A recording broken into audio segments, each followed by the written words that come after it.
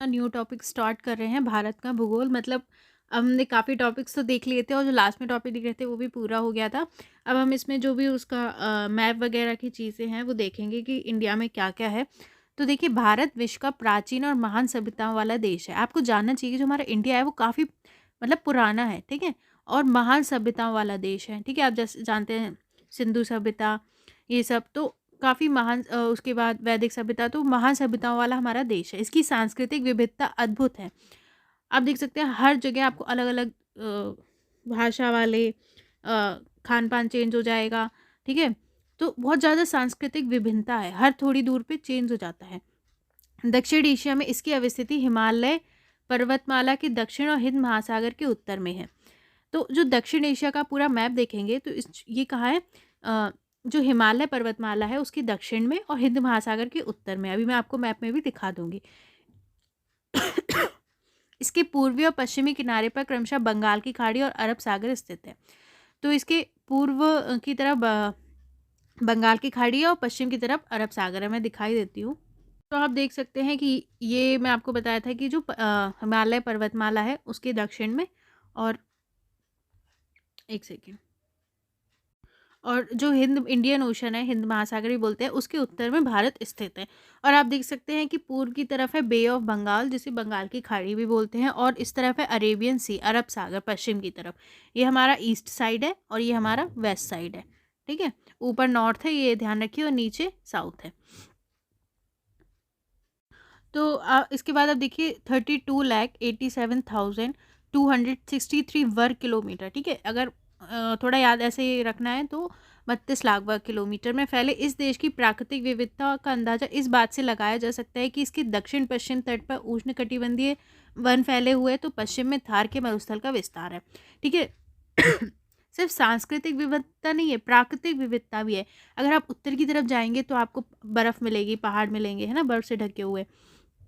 और अगर आप दक्षिण की तरफ जाएँगे तो आपको उष्णकटिबंधीय वन मिल जाएँगे, और पश्चिम में मरुस्थल मिल जाएगा आपको, ठीक है? डेज़र्ट मिल जाएगा। तो काफ़ी इसमें बहुत सारी हमारे भारत में विविधता है। देखिए, यहाँ से ना जब आंसर राइटिंग लिखें तो आप उसके पॉइंट्स भी उठा सकते हैं कि हाँ, ये सब हम लिख सकते हैं। इसकी भूमि 8 डिग्री 4 मिनट उत्तरी अक्षांश, हमारे देश की दक्षिणी सीमा बंगाल की खाड़ी में 6 डिग्री 4 मिनट उत्तरी अक्षांश के साथ निर्धारित होती है, से 37 डिग्री 6 मिनट उत्तरी अक्षांश तथा 68 डिग्री 7 मिनट पूर्वी और 97 डिग्री 25 मिनट पूर्वी देशांतर के बीच फैली हुई है। अब इसका मतलब क्या है मैं आपको बताती हूँ।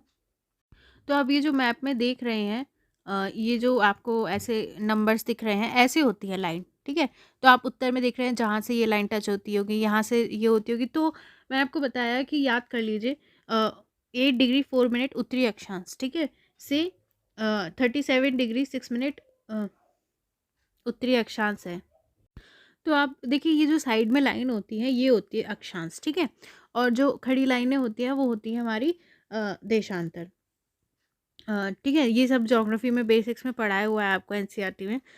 तो देखिए, तो क्या होता है, यहाँ से हमारा जहाँ से भारत की सीमा होगी देखा जाएगा, तो याद रख लीजिए 8, याद रख लीजिए, है ना? अगर एग्जैक्ट याद नहीं रहेगा तो 8 8 या 84 करके उसको याद कर लीजिए, ठीक है? उत्तरी अक्षांश से आप लास्ट में देखेंगे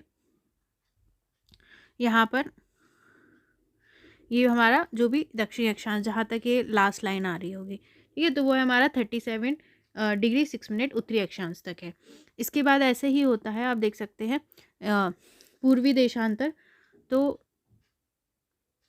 यहाँ पे जो हमारी लाइन आ रही होगी और यहाँ पे जो आ रही होगी, आप मैप पे देखिएगा तो 68 डिग्री 7 मिनट पूर्वी से 97 डिग्री 25 मिनट पूर्वी देशांतर के बीच हमारा भारत फैला हुआ है। तो भारत का सबसे उत्तरी बिंदु, मतलब जो सबसे नॉर्थ बिंदु है, उसको इंदिरा कॉल कहते हैं, वो है जम्मू कश्मीर में, ठीक है? और जो सबसे दक्षिणी बिंदु है, जो मतलब सबसे साउथ में आखिरी पॉइंट आएगा, उसको इंदिरा पॉइंट कहते हैं, जो ग्रेट निकोबार में है, ठीक है? अंडमान निकोबार है तो ग्रेट निकोबार में है ये इंदिरा पॉइंट, ऊपर का इंदिरा कॉल, याद रखिए। इसका उत्तर से दक्षिण 3,214 किलोमीटर, ठीक है? और पूर्व से पश्चिम इसका विस्तार 2,933 किलोमीटर का है, ठीक है? उत्तर से दक्षिण ऐसे 32, मतलब अगर एग्जैक्ट में नहीं, उसे समझ याद करने के लिए लीजिए, और याद करने के लिए ऐसे ही ध्यान रख लीजिए कि कितना है, एग्जैक्ट नहीं हो तो 32 और 29 याद कर लीजिए, ठीक है। तो उत्तर से दक्षिण इतना है और पूर्व से पश्चिम इतना है किलोमीटर विस्तार। भारत की स्थलीय सीमा लगभग 15,200 किलोमीटर की है। स्थलीय सीमा मतलब जो हमारी पाकिस्तान, चाइना, नेपाल, भूटान, बांग्लादेश, म्यांमार इनसे जो लग रही है वो हमारी 15,200 किलोमीटर की है, तथा इसकी तटीय सीमा जो नीचे की सीमा है वो उसका विस्तार 7,516.6 किलोमीटर है। ठीक है, तो तटीय सीमा ये है। इनको आप नंबर्स को याद रख लीजिए। ठीक है, अगर ये बता रहे हैं जो ऊपर की सीमा है ये स्थलीय सीमा जो दूसरे देशों से लग रही है, और नीचे वाली जो हो गई हमारी वो तटीय सीमा हो गई जो जल से लग रही है। ठीक है, और जो विस्तार बताया था पूर्व से पश्चिम ये 2933 किलोमीटर, और ये उत्तर से दक्षिण वाला विस्तार हो गया हमारा। ठीक है, 3240 किलोमीटर। इसके बाद देखते हैं जो कर्क रेखा है भारत के 8 राज्यों गुजरात, राजस्थान, मध्य प्रदेश, छत्तीसगढ़, झारखंड, पश्चिम बंगाल, त्रिपुरा और मिजोरम से होकर गुजरती है। देखिए इसकी ट्रिक मैंने आपको जो शॉर्ट मैप्स पढ़ाए थे उसमें बताई हुई थी। तो 8 राज्यों से गुजरती है, गुजरात, राजस्थान, मध्य प्रदेश, दिखा देती हूँ कर्क रेखा। ठीक है, ट्रॉपिक ऑफ कैंसर जो हमारी है वो 8 राज्यों से गुजरती है, ऐसे जाती है गुजरात से, ठीक है, राजस्थान से, एमपी से, उसके बाद हमारा एमपी के बाद आता है छत्तीसगढ़, ये रहा, ठीक है, फिर झारखंड, फिर वेस्ट बंगाल से, और फिर त्रिपुरा और मिजोरम, ऐसे कर्क रेखा जाती है, सीधी जाती है ट्रॉपिक ऑफ कैंसर जो हमारी होती है। ठीक है, आप देख लीजिए, अच्छे से याद कर लीजिए, गुजरात, मध्य प्रदेश, राजस्थान, छत्तीसगढ़, झारखंड, वेस्ट बंगाल, एमपी और सॉरी त्रिपुरा और मिजोरम से होकर ये जाती है। भारत में 28 राज्य और 8 केंद्र शासित प्रदेश हैं। भारत क्षेत्रफल की दृष्टि से विश्व में 7वें स्थान पर है, तो 7वें नंबर पे है। ठीक है, वर्ल्ड में भारत। जो केंद्र शासित प्रदेश है पुदुचेरी, उसका फैलाव भारत के 3 राज्यों में है। इसके अंतर्गत पुदुचेरी, यमन, कराईकल और माहे आते हैं, जिसमें जो माहे है वो केरल की सीमा में, यमन आंध्र प्रदेश की सीमा में, और कराईकल और पुदुचेरी तमिलनाडु की सीमा में अवस्थित है। देखते हैं हम। तो आप सामने देख सकते हैं जो हमारा पुदुचेरी आपको यहाँ पे दिख रहा होगा, मैंने आपको बताया 3 राज्यों में फैला हुआ है। जो माहे है वो हमारा केरल में है, ठीक है, आपको सामने दिख रहा है। यमन आंध्र प्रदेश में है, ठीक है, यनम जो आपको सामने दिख रहा है। उसके बाद कराईकल और पुदुचेरी तमिलनाडु की सीमा में है, आपको दिख रहा होगा ये कराईकल और पुदुचेरी ये तमिलनाडु की सीमा में। तो केरल, तमिलनाडु और आंध्र प्रदेश 3 में जो है केंद्र शासित प्रदेश पुदुचेरी फैला हुआ है।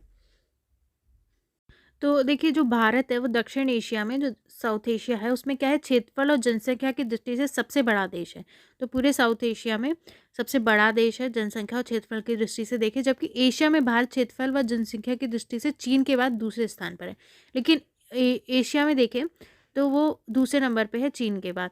अगर इसके सीमावर्ती क्षेत्रों की बात की जाए तो इसके उत्तर पश्चिम में पाकिस्तान और अफगानिस्तान, उत्तर में चीन, नेपाल और भूटान, सुदूर पूर्व में म्यांमार और पूर्व में बांग्लादेश स्थित है।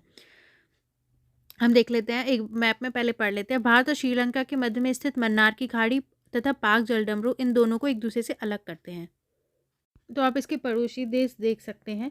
ठीक है, उत्तर आप देख सकते हैं यहाँ पे उत्तर पश्चिम में है इसके पाकिस्तान, और आपको अफगानिस्तान दिख रहा होगा। ठीक है, यहाँ पर है नेपाल, और उत्तर में आपको दिख रहा होगा चाइना है, आपको चाइना दिख ही रहा होगा। नेपाल और भूटान है, ये रहे हमारे।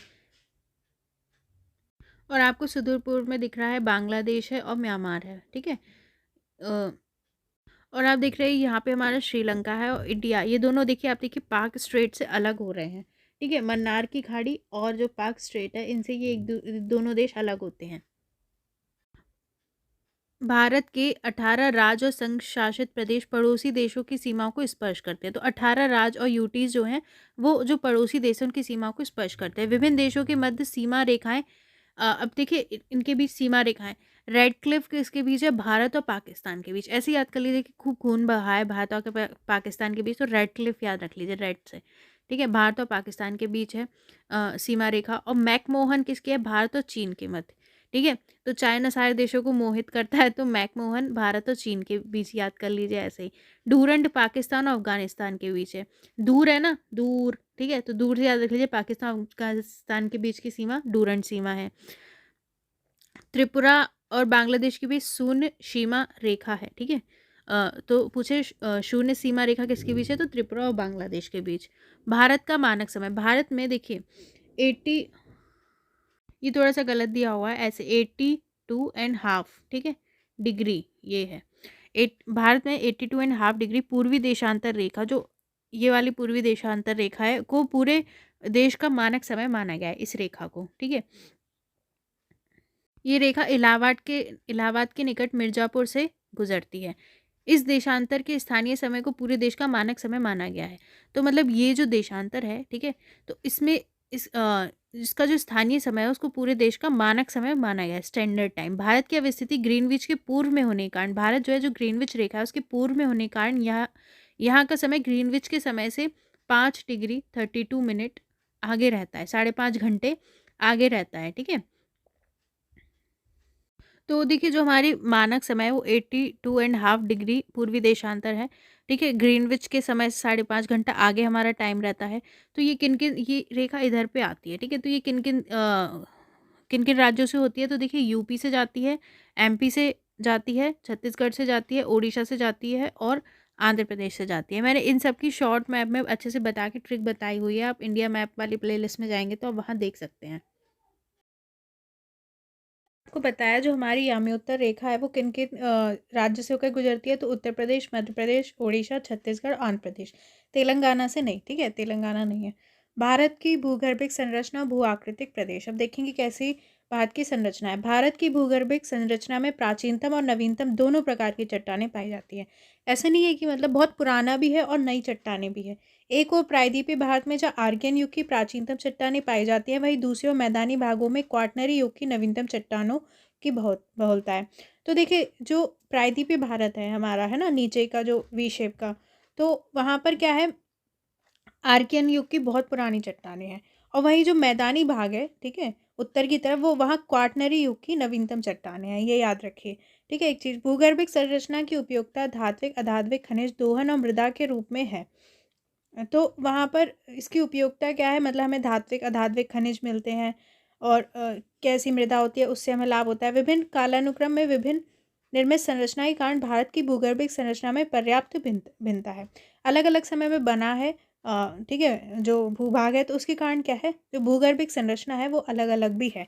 तो हम इसका नेक्स्ट वीडियो में पूरे मैप से हम इंडियन मैपिंग ही अपनी पढ़ेंगे पूरी डिटेल में। Thank you.